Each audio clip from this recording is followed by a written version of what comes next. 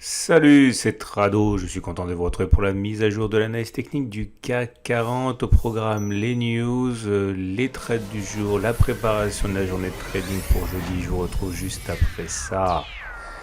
Et oui, encore 1,55% au compteur. Franchement, cela ressemble à un FOMO, ça ressemble à un fear of missing out, c'est-à-dire que nous avons ici tout en place pour une hausse exubérante qui aura sans doute pour épilogue une consolidation de même ampleur. Je ne suis pas en train de dire que cette hausse est usurpée ni que l'on n'ira pas plus haut. Je suis simplement en train de dire que le problème de ce genre de progression pour lesquelles on ne prend pas le temps de bâtir des supports, c'est qu'il faudra bien un moment descendre chercher un support et plus on monte, plus le support sera éloigné. C'est comme ça.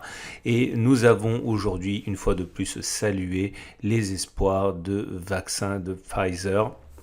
Même les mauvaises statistiques qui sont ressorties aujourd'hui n'ont pas eu de prise sur les investisseurs qui sont en mode optimiste, hein, et c'est comme ça. Et la hausse n'a d'égal que la grande période de consolidation à laquelle on a assisté. Ceux qui réclament une consolidation forte à présent oublient que cela fait quand même 4 mois que l'on consolide dans ce canal, dans ce trading range, et il y a du potentiel pour aller beaucoup plus haut. Encore une fois, je ne suis pas dans le secret des dieux, j'ignore ce qui va se passer, mais soit on a une consolidation et on va encore plus haut, soit on monte plus haut et on aura une consolidation, mais je ne pense pas que on est terminé d'épuiser donc le potentiel haussier. En attendant, on s'engouffre dans la résistance journalière des 5196, 5506. Ce que je vois a priori, c'est un tir de barrage sur cette zone, peut-être même une fausse cassure avant de payer au prix fort une fausse cassure et l'optimisme ambiant. Mais en tout cas, spéculer à la baisse maintenant réclame quand même une certaine dose de courage ou au moins une très bonne gestion des stops et du ratio gain-risque. On n'a pas non plus à épuiser le potentiel du canal noir. Le canal noir, vous le savez, il s'agit de prendre la hauteur de cette figure que l'on reporte au-dessus des cours. Ça nous donnera un objectif à 5589, objectif qu'on n'est pas censé atteindre forcément du premier coup. On peut consolider avant d'aller le chercher, mais il y a encore matière à monter au regard de cette figure. Lorsque la consolidation sera entamée, n'oubliez pas de faire figurer vos Fibonacci, parce que les traders qui pensent que l'on va repartir à la hausse vont sans doute rentrer sur des niveaux de Fibonacci. Ce qu'ils font généralement, ça veut dire, et je le répète parce qu'il faut être prêt, il ne faut pas agir, il ne faut pas réagir, pardon, il faut agir quand on veut trader. Donc regardez bien le niveau des 23,6% ici, qui pourrait être un point d'entrée intéressant.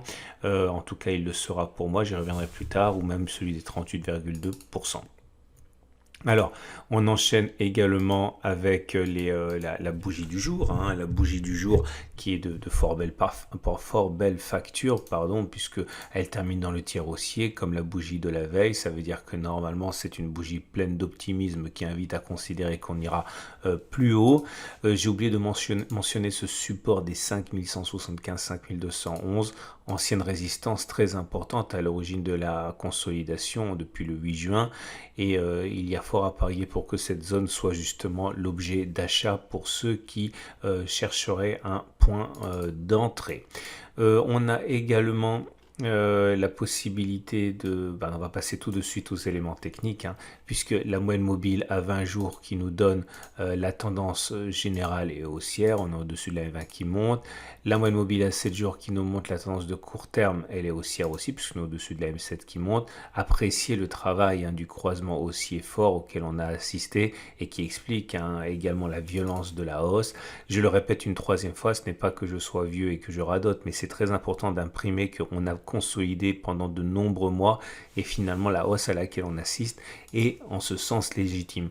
Attention, il y a également une rotation sectorielle en cours, c'est-à-dire qu'on le voit au fait que les valeurs Nasdaq baissent malgré l'optimisme, parce que les traders justement et surtout les investisseurs, les fonds commencent à rentrer sur les valeurs qui ont été délaissées et qui n'ont pas bénéficié finalement de la hausse précédente.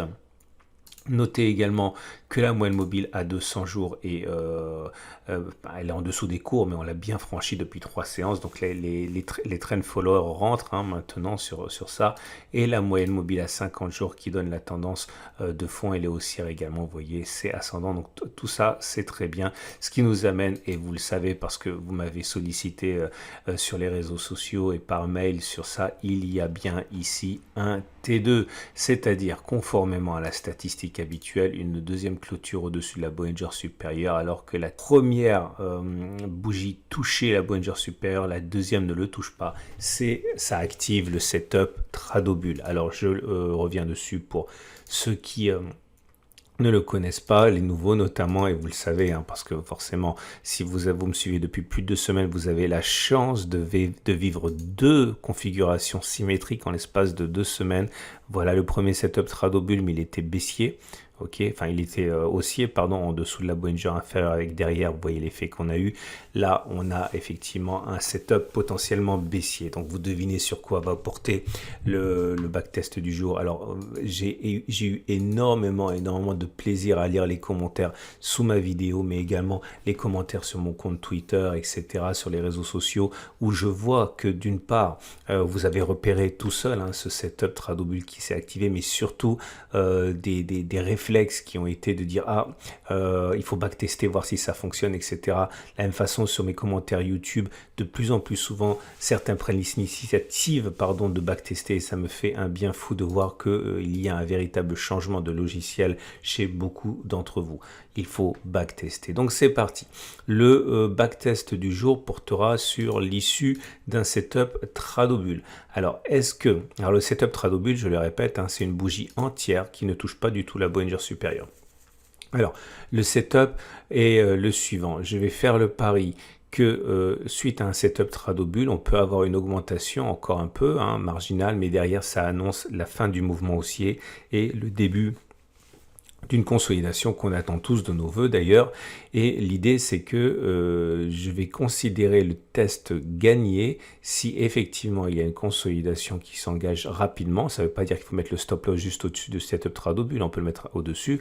Et le setup sera, le backtest sera réputé perdant si on continue à monter au-delà de la limite qu'on s'est imposée. Alors pour des raisons pratiques, parce qu'il faut bien backtester des choses de manière rigoureuse, j'ai décidé que le setup devait produire ses effets avant que l'on parcourt au-dessus du setup la distance de la structure setup. Donc clairement, ça veut dire quoi? Vous avez une bougie T1 et le setup Tradobull. Donc vous prenez toute la distance, qui est ici énorme dans notre exemple, enfin bon, voilà. Ça fait 8,4%. Je pense qu'on ira chercher moins 8,4% avant que d'aller chercher plus 8,4%. Je ne dis pas qu'on ne va pas aller plus bas encore, mais je dis simplement qu'il faut bien backtester quelque chose de rigoureux. Et voilà ce que je backteste. Attention, backtest qui n'a aucune validité scientifique, car on ne peut pas tirer de règles sur 20 occurrences, et j'étais obligé de monter jusqu'en 1993 pour aller chercher les 20 occurrences. Autrement dit, ça n'arrive pas souvent. Première occurrence ici, donc c'est déjà en 2019, 10 juin 2019. Croyez-moi sur parole, il y a un setup Tradobull ici, se voit pas très bien, mais voilà, est-ce que ça a été réussi ou pas? Je vous détaille 2 fois, et puis après vous me croirez sur parole ou vous vérifierez vous-même. Donc première bougie, enfin là, le setup Tradobull, la bougie derrière qui n'était pas un Tradobull, on prend l'épaisseur, la longueur, la hauteur de la figure, ça fait du 1,25%. Est-ce que l'on est allé chercher 1,25% et se faire stopper, ou est-ce qu'on est descendu jusqu'à gagner 1,25%? Vous voyez bien que ça a marché, puisque au plus on a fait 0,56, mais on a allé chercher 1,60%. Donc là, effectivement, c'était gagné. Bon, oui, la M7 a été touchée, ok, mais on est allé plus bas. Deuxième occurrence, là ça a fonctionné aussi. Vous voyez, je le fais rapidement. La structure, elle fait 1,36%. Est-ce qu'on a fait plus 1,36 ou est-ce qu'on a fait moins 1,36? On a même fait 3,80. Mais ça ne m'intéresse pas de savoir combien on aurait gagné. C'est simplement, est-ce qu'on a fait plus 1,36 ou pas? Alors voilà, deuxième réussite. On continue. Il faut remonter très loin. Voilà, ici, encore un succès. et un échec. C'est important, les échecs, comme ça, on voit ce que ça veut dire. Alors, l'idée, c'est quoi? C'est des cas particuliers, hein, puisque ça fait quelque chose de très très ample, hein. Toute la structure setup Tradobule, elle est là, elle est à 5,38%. Donc, imaginons qu'on est vendu à 5,38. Est-ce qu'on a fait 5,38? Non. Mais par contre, on est descendu ici jusqu'à moins 3,6 avant finalement de repartir vers le haut et se faire déclencher. Donc voilà, en appliquant les règles strictes, c'est un échec. Ok, et c'est intéressant, c'est important pour vous si vous commencez à rentrer dans cette culture du backtest, de savoir qu'il faut des règles claires, sinon on ne peut pas backtester, hein. Encore un échec. Et maintenant ça va aller vite. Un succès.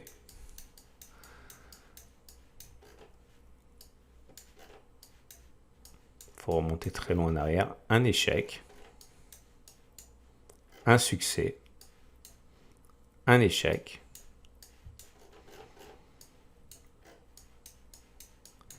Encore un succès. Encore un succès.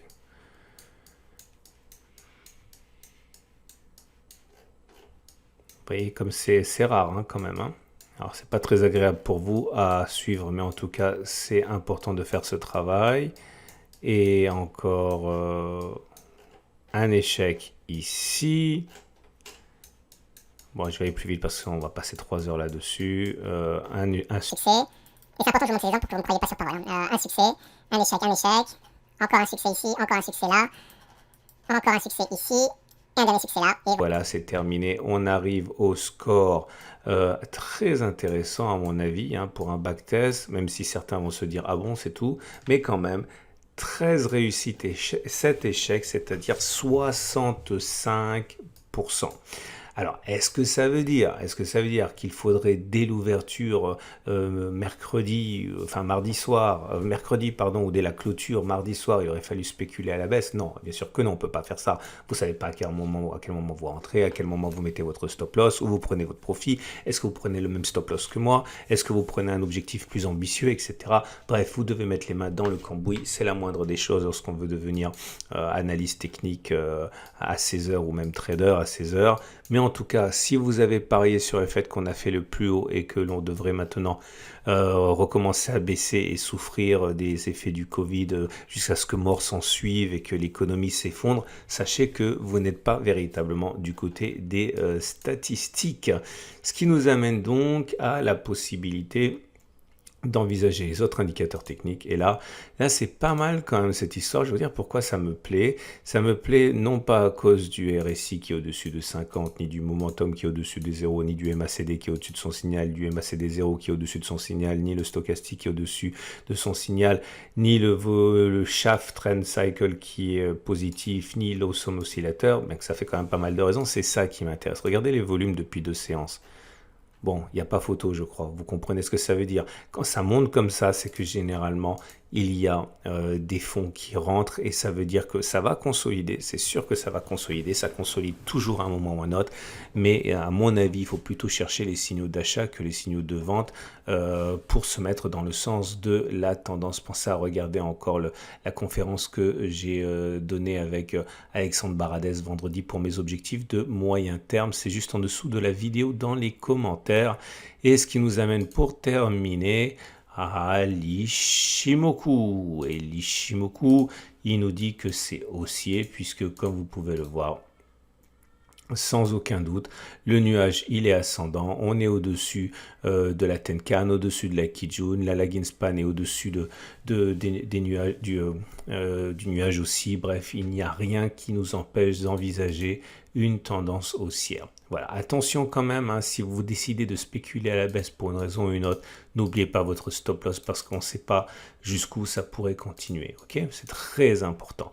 Et donc on termine avec les trades du jour. Alors encore une fois, si vous avez eu la chance de rentrer pour une raison ou une autre pour le moyen terme, c'est très bien. Vous avez bénéficié des dividendes de vos risques, c'est parfait. Maintenant, si vous voulez rentrer maintenant, eh bien, vous pouvez tout à fait envisager d'acheter en partant du principe que qu'est-ce qu'on peut jouer ici? On a un support ici. Alors, c'est pas forcément le meilleur moment, mais vous pouvez par exemple envisager d'acheter, de mettre un stop sous le support ici, hein, Même un stop très large, on peut prendre un stop très large à 6%, il suffit d'adapter votre position, de viser au moins 6%, par exemple le fameux gap 5884, 5995 ici, qui est à l'origine de la catastrophe Covid qu'on a connue. Bon, vous avez un ratio gain-risque supérieur à 1, puisque regardez, l'objectif serait d'aller chercher du plus 8% avec un stop même à... Voilà, à 5%, 5,6%, vous avez votre ratio gain-risque supérieur à 1, ça tient la route.